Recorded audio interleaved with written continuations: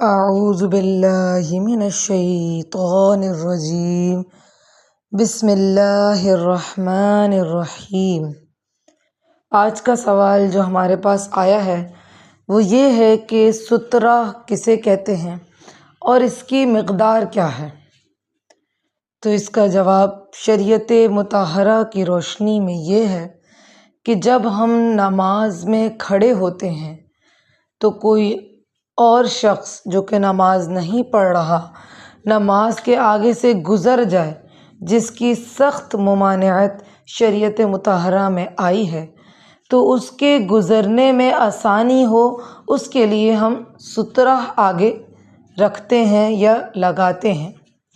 سترہ کہتے ہیں ہر وہ چیز جو کہ ہم نماز پڑھنے سے پہلے نماز کے آگے رکھ دیں تاکہ کوئی اور غیر نمازی وہاں سے آرام سے گزر سکے۔ تو سترے کی مقدار کیا ہونی چاہیے؟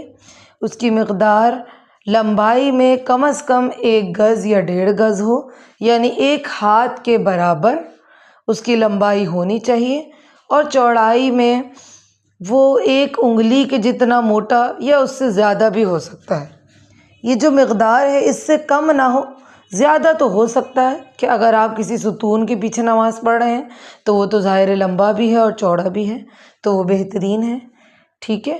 اسی طرح ہم کرسی رکھ لیتے ہیں، کوئی بھی ایسی چیز جو ہم آگے رکھ لیتے ہیں، بس اس میں ہمیں اس مقدار کا دھیان رکھنا ہوگا، اس کے علاوہ ہماری نماز ہو جائے گی اور گزرنے والا بھی آرام سے گزر جائے گا۔ وما علینا الا البلاغ۔